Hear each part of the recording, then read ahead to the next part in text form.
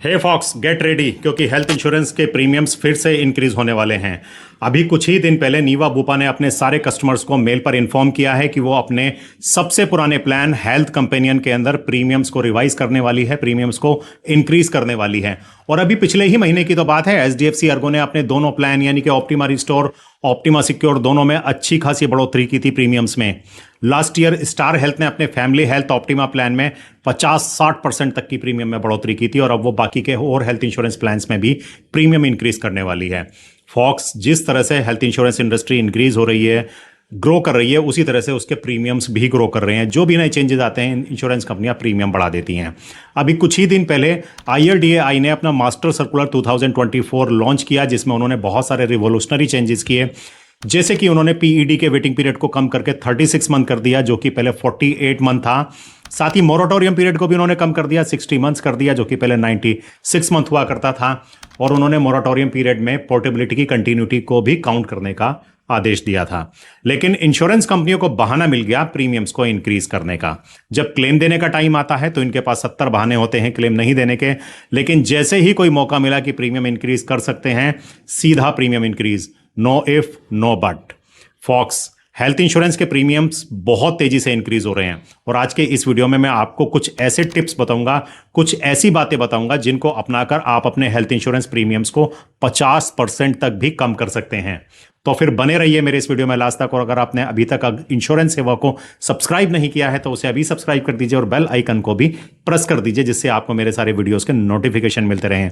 साथ ही अगर आप इंश्योरेंस सेवा के माध्यम से अपना इंश्योरेंस परचेज करना चाहते हैं तो स्क्रीन पर दिए हुए नंबर पर आप हमें कॉल भी कर सकते हैं।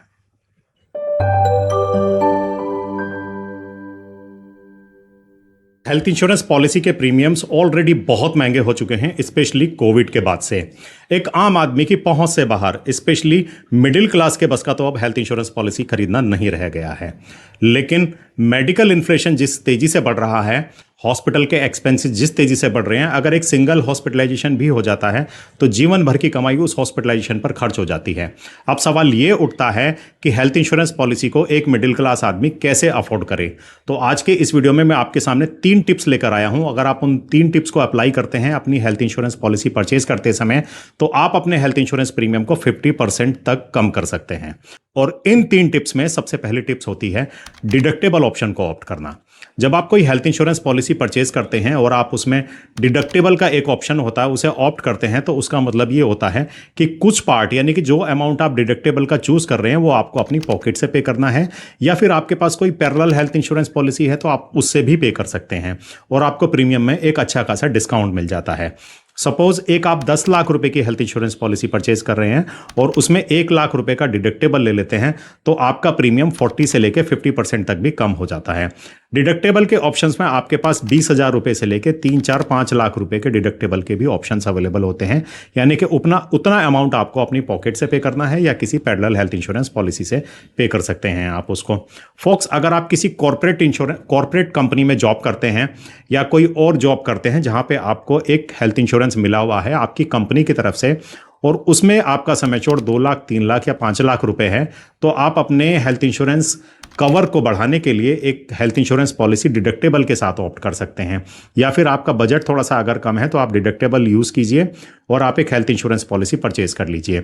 अब आप कहेंगे कि आपको जो अमाउंट अपनी पॉकेट से पे करना पड़ेगा डिडक्टेबल का, उसका क्या होगा। फॉक्स अगर आप एक 40 साल की उम्र के हैं और आप 10 लाख रुपए की एक हेल्थ इंश्योरेंस पॉलिसी लेने का प्लान कर रहे हैं पूरी फैमिली के साथ, एक एवरेज प्रीमियम आपका 30,000 रुपये आएगा, 25 से 30,000 रुपये के बीच में आएगा। लेकिन आप जैसे ही उसमें 1 लाख रुपए का डिडक्टेबल अमाउंट चूज कर लेते हैं तो आपका प्रीमियम 50% रह जाता है, यानी कि 15 से लेकर 18,000 रुपए के बीच में रह जाता है। इसका मतलब आप 50% अमाउंट प्रीमियम का सेव कर रहे हैं और इस एज में आपकी प्रोबेबिलिटी ऑफ रिस्क बहुत कम है। सपोज आपने 10 साल उस पॉलिसी को चलाया और आपका कोई क्लेम नहीं आया तो आपने उसके हेल्थ इंश्योरेंस प्रीमियम्स के रूप में करीब करीब 1.5 से लेकर 2 लाख रुपए के बीच में सेविंग कर ली। अगर इस बीच में कोई क्लेम आ भी गया 20, 30, 50,000 रुपए का और वो आपको अपनी पॉकेट से पे करना पड़ भी गया तो भी क्या, आप ऑलरेडी 1.5-2 लाख रुपए उस प्रीमियम में बचा चुके हैं। तो डिडक्टेबल लेना एक वाइज डिसीजन है, बहुत अच्छा डिसीजन है अपने प्रीमियम्स को कम करने के लिए। डिडक्टेबल और एग्रीगेटेड डिडक्टेबल में क्या फर्क है ये भी मैं आपको बता देता हूं। आजकल डिडक्टेबल नहीं होते हैं, एग्रीगेटेड डिडक्टेबल होते हैं पॉलिसी के साथ, पॉलिसी के अंदर। एग्रीगेटेड डिडक्टेबल का मतलब यह होता है कि जब भी आप कोई पॉलिसी परचेज कर रहे हैं, आपने 10 लाख रुपए की एक पॉलिसी ली, आपने उसमें 1 लाख रुपए का डिडक्टेबल अमाउंट लिया, प्रीमियम को कम कर लिया, तो इसका मतलब यह है कि जब भी क्लेम आएगा पहला 1 लाख रुपए का क्लेम आपको नहीं मिलेगा, 1 लाख 1 रुपए से लेकर बाकी के 10 लाख रुपए का क्लेम आपको आपकी हेल्थ इंश्योरेंस पॉलिसी से मिल जाएगा।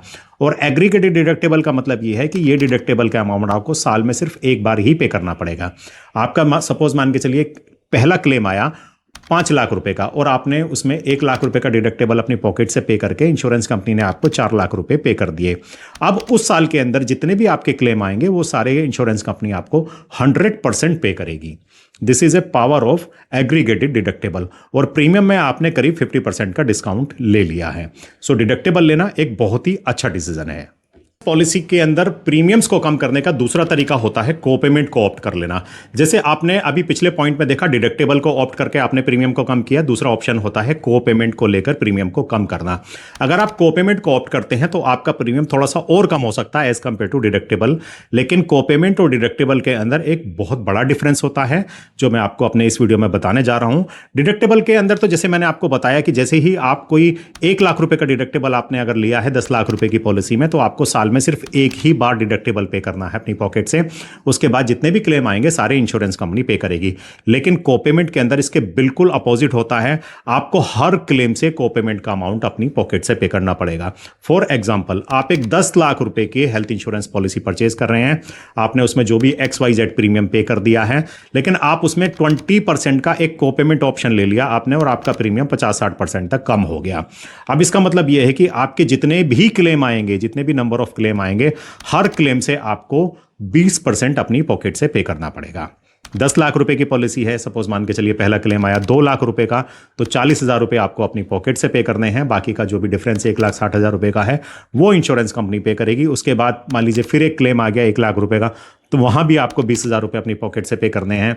उसके बाद आपका फिर से एक 5 लाख रुपए का क्लेम आ गया, तो फिर आपको 1 लाख रुपया अपनी पॉकेट से पे करना है। यानी कि कोपेमेंट के अंदर आपको हर क्लेम पे 20% अपनी पॉकेट से पे करना होगा। डिडक्टेबल यानी कि एग्रीगेटेड डिडक्टेबल के अंदर तो आपके पास ऑप्शन था कि आप डिडक्टेबल अमाउंट को किसी पैरेलल हेल्थ इंश्योरेंस पॉलिसी से भी पे कर सकते थे। यानी कि अगर आप कॉर्पोरेट में जॉब करते हैं, वहां से कोई पॉलिसी है, तो आप डिडक्टेबल का अमाउंट उस पॉलिसी से पे कर सकते थे। लेकिन कोपेमेंट के अंदर ये ऑप्शन नहीं होता है। कोपेमेंट आपको अपनी पॉकेट से ही पे करना होता है। उसमें किसी पैरेलल हेल्थ इंश्योरेंस से आप कोपेमेंट को पे नहीं कर सकते हैं। तो this is the difference between deductible and copayment. दोनों ही ऑप्शन में से किसी भी एक को चूज करके आप अपने हेल्थ इंश्योरेंस प्रीमियम को 50% तक भी कम कर सकते हैं। लेकिन मैं आपको हाईली रिकमेंड करूंगा कि आप डिडक्टेबल के ऑप्शन को चूज कीजिए, क्योंकि वहां पे आपको सिर्फ साल में एक बार ही आपको डिडक्टेबल अपनी पॉकेट से पे करना है, बाकी के सारे क्लेम इंश्योरेंस कंपनी पे करेगी। लेकिन कोपेमेंट के ऑप्शन में आपको हर क्लेम पर 20% या जितना भी आप कोपेमेंट का अमाउंट चूज करते हैं वो अपनी पॉकेट से पे करना होगा। इस पॉलिसी में प्रीमियम्स को कम करने का तीसरा तरीका होता है टॉपअप पॉलिसी को परचेज कर लेना। टॉपअप पॉलिसी अब सुपर टॉपअप पॉलिसी बन चुकी है। पहले टॉपअप हुआ करता था, लेकिन अब वो सुपर टॉपअप हो गया है। सुपर टॉपअप और टॉपअप के डिफरेंस को मैं आपको वीडियो के एंड में बताऊंगा, लेकिन सबसे पहले बात कर लेते हैं कि सुपर टॉपअप पॉलिसी होती क्या है। सुपर टॉपअप पॉलिसी में भी जैसे कि मैंने आपको बताया, डिडक्टेबल ऑप्शंस चूज करके आप डिडक्टेबल अमाउंट आपको अपनी पॉकेट से पे करना है। सेम आपकी सुपर टॉपअप पॉलिसी में भी होता है। आपको वहां पर एक डिडक्टेबल अमाउंट चूज करना है, जो या तो आपको अपनी पॉकेट से पे करना है या फिर वो आपको किसी पैरेलल हेल्थ इंश्योरेंस पॉलिसी से पे करना होता है। अब डिडक्टेबल और टॉपअप में फर्क क्या है? देखिए, डिडक्टेबल तो आपने बेस पॉलिसी में एक चूज किया है, लेकिन सुपर टॉपअप में डिडक्टेबल लेना मैंडेटरी है। मिनिमम और मैक्सिमम आप चूज करेंगे, लेकिन डिडक्टेबल अमाउंट आप जरूर लेंगे। और उसके प्रीमियम्स की भी कंपेरेटिवली बेस पॉलिसी के बहुत कम होते हैं, यानी कि 50% 60% से भी कम होते हैं।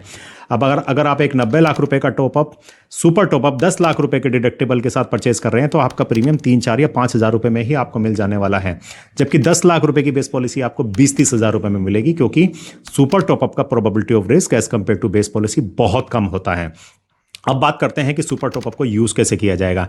देखिए, सुपर टॉपअप को यूज़ करने के दो तरीके हैं। एक तो ये है कि आपका जो भी डिडक्टेबल अमाउंट है वो आप अपनी बेस पॉलिसी से यूज़ करें क्लेम आने पर, या फिर जो भी आपका डिडक्टेबल अमाउंट है वो आप अपनी पॉकेट से पे करें, और उसके बाद के जितने भी क्लेम होंगे वो आप सुपर टॉपअप पॉलिसी से अवेल कर सकते हैं। क्योंकि सुपर टॉपअप पॉलिसी बहुत सस्ती होती हैं तो उनकी गाइडलाइंस, उनकी terms and conditions comparatively tough होती है, वहाँ उनमें से क्लेम लेना थोड़ा सा टफ होता है। और इनफैक्ट अगर कोई क्लेम आता है तो पहला claim generally insurance company cashless में नहीं पे करती है, आपको रिएम्बर्समेंट में क्लेम करना होता है, और उसके बाद के सारे क्लेम आप सुपर टॉपअप के cashless as a cashless facility avail करके भी ले सकते हैं। अब हम बात करते हैं कि सुपर टॉपअप पॉलिसी, डिडक्टेबल और को पेमेंट में डिफरेंस क्या है। जैसे कि मैंने आपको बताया कि डिडक्टेबल आप चूज करके आप पहला क्लेम आपको डिडक्टेबल से आपका पे होगा, उसके बाद के सारे क्लेम आप इंश्योरेंस कंपनी से ले सकते हैं। को पेमेंट के अंदर जितना भी को पेमेंट है वो सारे को पेमेंट, हर क्लेम पे आपको को पेमेंट अपनी पॉकेट से पे करना होगा। लेकिन सुपर टॉपअप के अंदर भी आपका डिडक्टेबल अगर एक बार यूज हो गया है तो उस साल के जितने भी क्लेम्स होंगे वो सारी इंश्योरेंस कंपनियां पे कर देगी बिना किसी डिडक्टेबल होगा, यानी कि डिडक्टेबल साल में एक बार ही ट्रिगर्ड होगा, एक ही बार आपको अपनी पॉकेट से पे करना है। अब आप कहेंगे कि डिडक्टेबल और सुपर टॉपअप में पॉलिसी में फिर डिफरेंस क्या हो गया। उनके फीचर्स में बहुत सारा डिफरेंस होता है, जैसे कि pre and post hospitalisation super top up में कंपेरेटिवली कम होता है जबकि बेस पॉलिसी में काफ़ी ज़्यादा होता है। उसी तरह से उसकी गाइडलाइंस सुपर टॉपअप की काफ़ी टफ होती हैं और कंपेरेटिवली बेस पॉलिसी। तो सुपर टॉपअप पॉलिसी लेकर भी आप अपने प्रीमियम को काफ़ी हद तक कम कर सकते हैं। तो ये थे 3 टिप्स जिसमें मैंने आपको बताया कि आप ये 3 में से कोई भी एक टिप अपनाकर आप अपने प्रीमियम को काफ़ी हद तक कम कर सकते हैं। इन तीनों ही टिप्स में, तीनों ही तरीकों में अगर सबसे बेस्ट तरीका है तो वो है कि आप अपनी बेस पॉलिसी के अंदर डिडक्टेबल अमाउंट को चूज़ कीजिए और फिर आप पॉलिसी परचेज कर लीजिए। आपको अच्छा खासा प्रीमियम में डिस्काउंट मिल जाएगा और साल में एक ही बार आपका डिडक्टेबल लगेगा जो आपको अपनी पॉकेट से पे करना है, और उसके बाद के सारे क्लेम आप इंश्योरेंस कंपनी आपको पे कर देगी। और आप डिडक्टेबल चूज करके जो भी प्रीमियम आप सेव करेंगे उस प्रीमियम को आप किसी भी फंड में इन्वेस्ट कर सकते हैं जो कंपेरेटिवली काफ़ी अच्छी ग्रोथ देगा आपको, अगर आप बेस पॉलिसी के बिना डिडक्टेबल के अमाउंट चूज करते हैं। तो इस वीडियो से रिलेटेड आपके जो भी सवाल हैं, जो भी क्वेरीज हैं, आप मुझे मेरे कमेंट बॉक्स में पूछ सकते हैं। साथ ही अगर आपके पास कोई ऐसी स्टोरी है, आप किसी क्लेम रिजेक्शन के विक्टिम हैं जहां पे इंश्योरेंस कंपनी आपको परेशान कर रही है, या फिर आप किसी क्लेम फ्रॉड के भी विक्टिम बने हैं, तो आप हमारे इंश्योरेंस सेवा के चैनल पर आकर आप अपनी स्टोरी को शेयर कर सकते हैं, जिससे कि उस स्टोरी को देखकर हमारे व्यूवर्स को हेल्प मिले और हमारे व्यूवर्स किसी तरह के फ्रॉड और इंश्योरेंस क्लेम रिजेक्शन के विक्टिम ना बने। मिलता हूं आपसे अपने नेक्स्ट वीडियो में, तब तक के लिए जय हिंद, जय भारत।